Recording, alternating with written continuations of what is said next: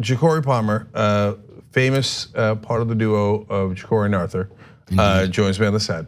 Now, normally you see Jacorey kidding around with Arthur and doing those great sketches, okay? But something serious did happen a little while back, and we want to talk about it. We've been meaning to talk about it forever. Yeah, it's been a long time coming. I know, right? So when did this incident happen? So I'd say most likely 2015, the end of 2015. So a little over 3 years ago. Yeah, a little over 3 years ago now. Yeah. Okay. So let's start at the beginning.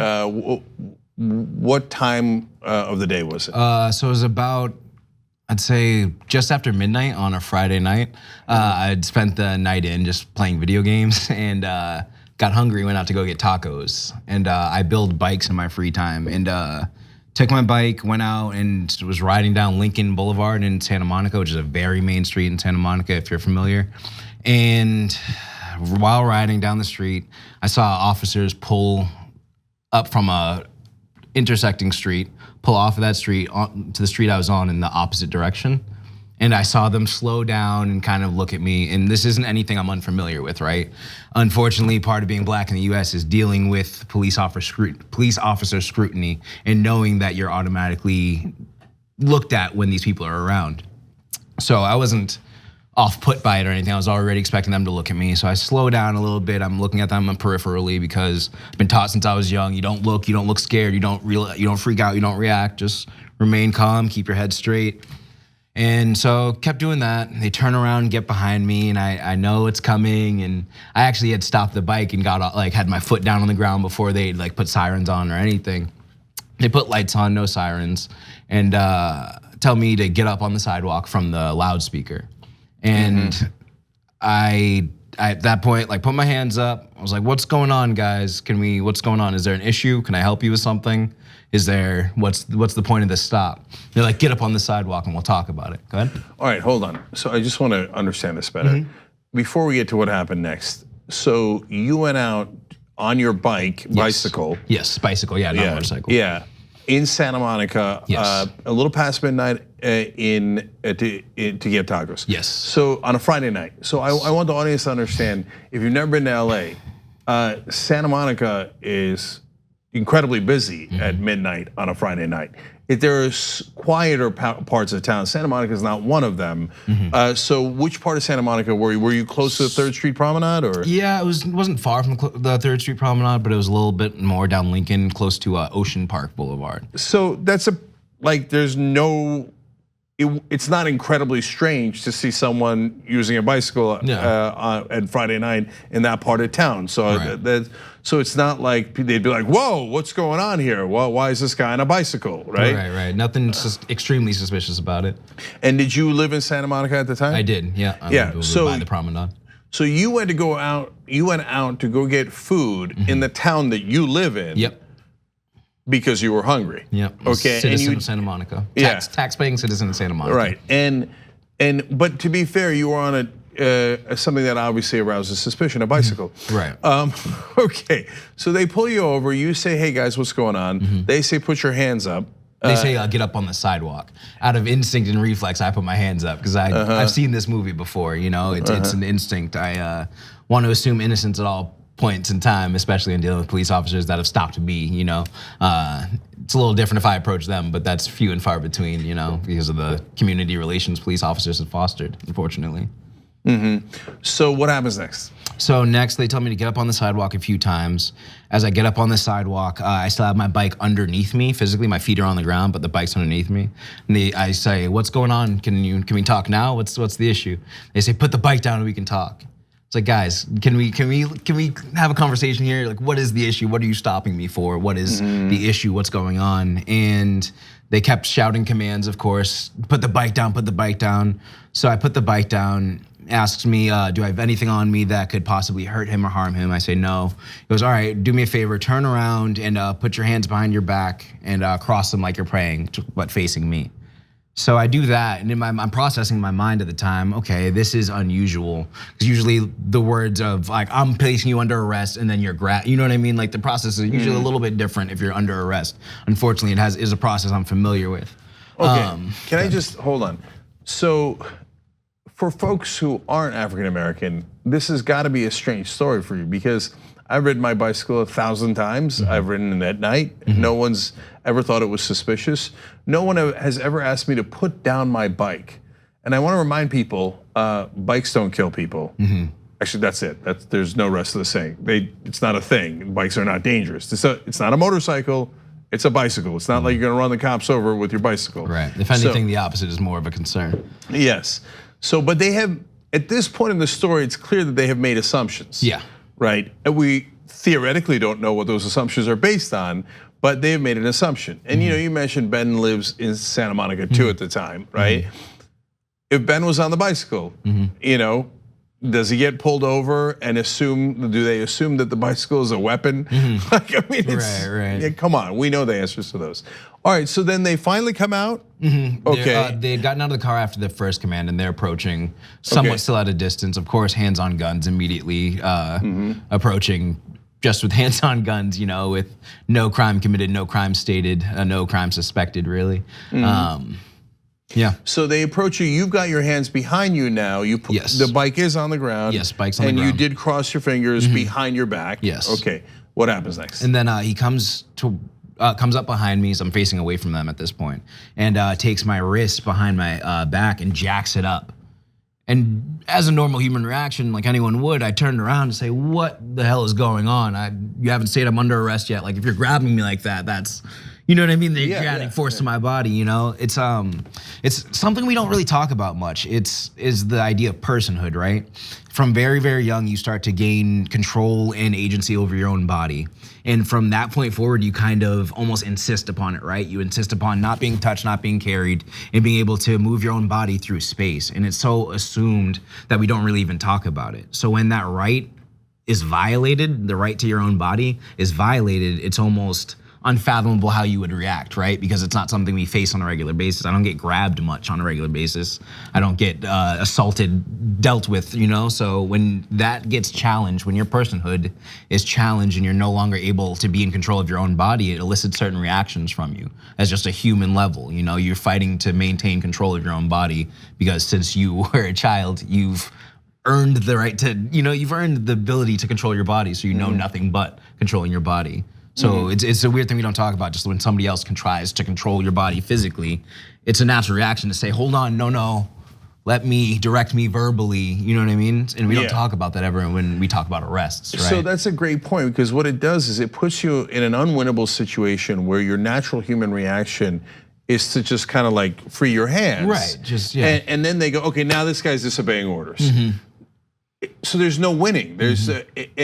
But you didn't start the issue at all. They started the issue. And again, guys, look, so Jacorey, you see him in Jacorey and Arthur, but he's actually part of the crew here, and he often directs the show.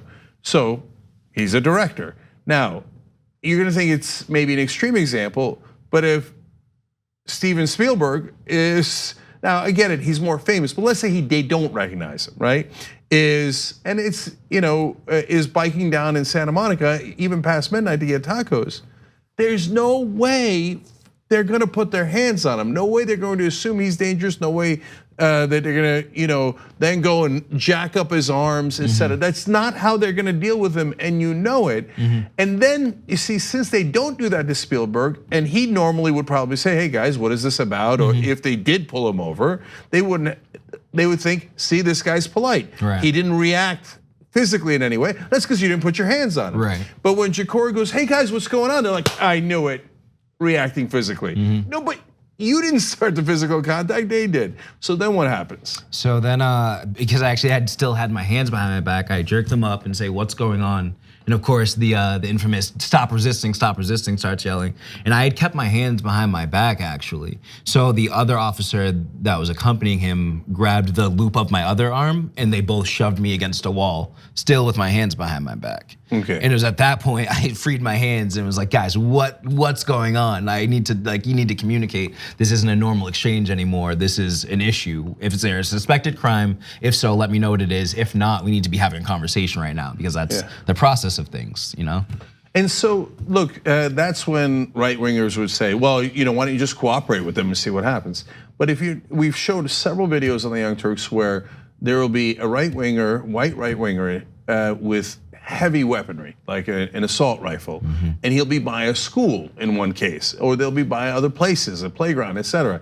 And cops will come by because there's a guy with an assault rifle around a school, and then but they will not touch him. They will not touch him, and immediately he'll say, "I know my rights. Okay, what are you doing here? I'm acting legally." And they're like, "Okay, be cool, be cool." As opposed to this situation where you don't have a weapon, but they put their hands on you anyway, and they go resisting arrest. But wait a minute. First of all, I'm not even arrested. I don't know what the hell's going on, and you didn't tell me what's going on. So, okay, what happens after that? So after that, I went into full preacher mode, and I was like, all right, well, this is happening now, and they had placed handcuffs. They'd taken me to the ground after the wall, and knees in the back, everything, hand on the back of the neck, like pushing my face into the ground. I wish I could say it was more shocking and jarring, but unfortunately, this is a scenario that I wasn't entirely unfamiliar with, and also is a situation I've been prepared for since I was a child. Young black men in this country go through quite rigorous training to be young black men in this country. When you are dealt with in a certain way by police, you have to be trained to know how to deal with these situations, because like I said, there are natural reactions to being grabbed, right? So as a very young person, I had to be taught that when a police officer talks to you, when a police officer approaches you, and a police officer reaches for you, it does not matter if you're right. It doesn't matter if you have any legal right to stand your ground. It doesn't matter if they are in the wrong. You need to comply. You need to go easily. Do not resist, because if they kill you on the street, you don't get your day in court. You don't get another chance to work this out later. So at the very least, ignore your humanity, ignore the truth that you know to be true, ignore what you feel is right in the moment, and stay silent. And that is such a hard psychological thing for people to grapple with. And then even still after the fact, it still was in my mind of damn, I knew this was gonna happen. I knew I shouldn't have. Bro, I was getting tacos at midnight. You know what I mean? If that's not an American right, damn it, what is? Like, I shouldn't have to worry about that. I shouldn't have to process extra thought about how, when, why, and who I am when I do that. I should be able to just do that. Yeah, so real quick, because I do want to get to what eventually happened. So look, when I'm brown, but I'm not black. And I grew up in a, upper middle class suburb. Pretty nice suburb, right? Not lavish, but it's comfortable. And so nobody ever had to give me a speech. And I remember one time cops put their hands on me. There was a false arrest, and they later admitted it was a false arrest, right? But I felt I had every right to say, what's your badge? I can't see your badge, so you have to show me your badge. I had all these rights in my head because nobody ever gave me the speech of, because of who you are, you might be murdered on the spot by cops. And whereas African Americans, it's ironic because they say like, oh, if you watch Fox News, it'll seem like, oh, African Americans don't listen to the cops enough. No, they're actually given speeches by their parents to listen to the cops because you don't want to get shot. It's just that the cops have more interactions with African Americans because they're pulling more African Americans over, like in this case, for nothing. Nothing. You didn't have that interaction with the cops, so you never had a situation where you had to get angry. You had to make sure, don't get too angry, don't ask for your rights too much, because when they see you on a bike, they don't automatically assume that you need to be arrested. So, okay, so they do this, they handcuff you, and then at that point, are they arresting you? Yeah, they're placing me under arrest at that point. But for what? Exactly, and that's what I was asking at the time. I was like, what are you placing me under arrest for? And they didn't answer me at the time, Throughout the whole squad car ride to the station, I was just going on and on. You'd be proud. Just like, guys, this is why we have community relations issues. We both know that I wasn't out here doing anything. And now I'm supposed to come to you in a time of need. Like, how is this supposed to work? I love that. You know what I mean? Okay. How is this My guess is they did not love that. Oh, no, they weren't about it.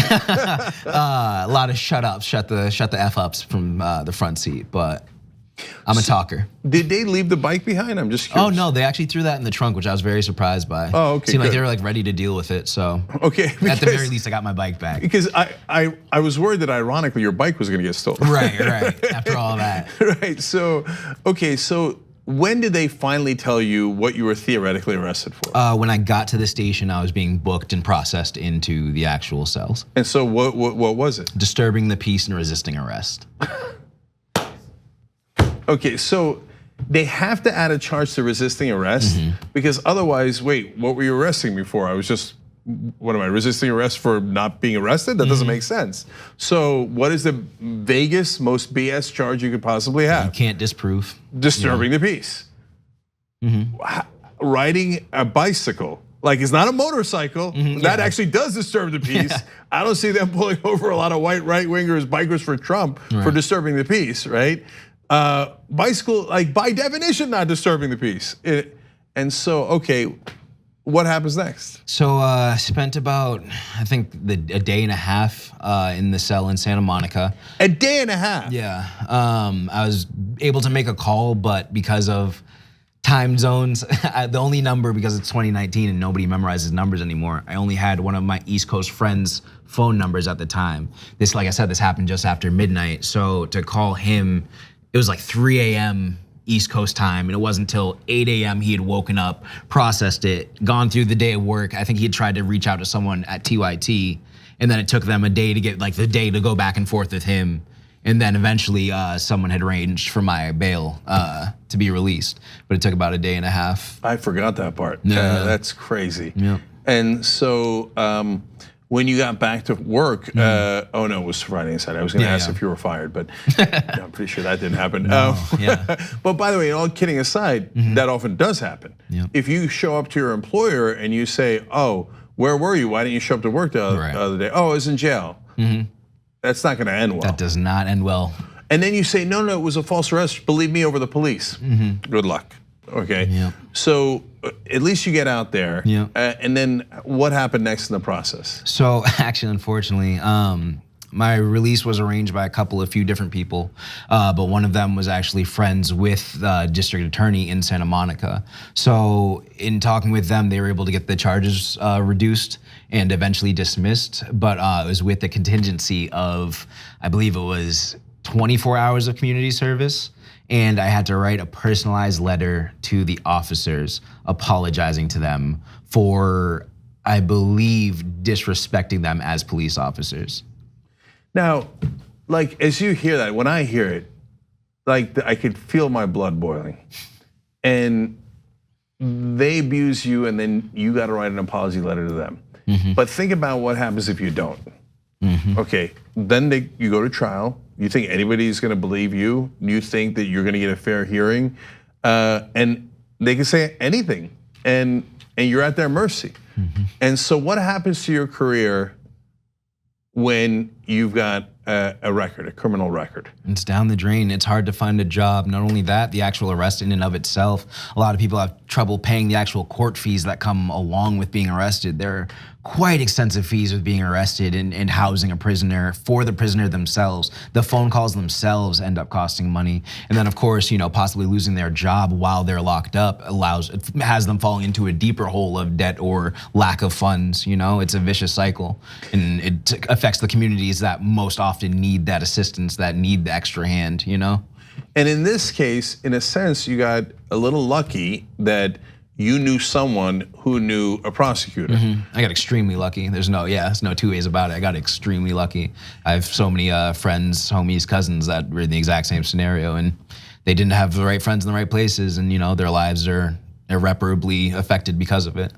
So not only do you get a false arrest, not only do they violate your personhood, but then they're gonna ruin your life by putting a criminal record on you. And I remember when I had the false arrest on a different grounds. Actually, there was a slight racial angle there too. The reason that they had arrested my friend who was with me is because he had said, "Oh, you're just doing this because we're Asians," right? And they lost it. And so they slammed him against the wall. That's when I asked, hey, you guys are apparently undercover. Can you at least show us a badge so we know you're not kidnapping our friends? Then they arrest me for having the temerity to ask for a badge. So I've told that story in the past, but look, again, all the difference in the world when you know a prosecutor. I happen to be interning in a prosecutor's office at the time.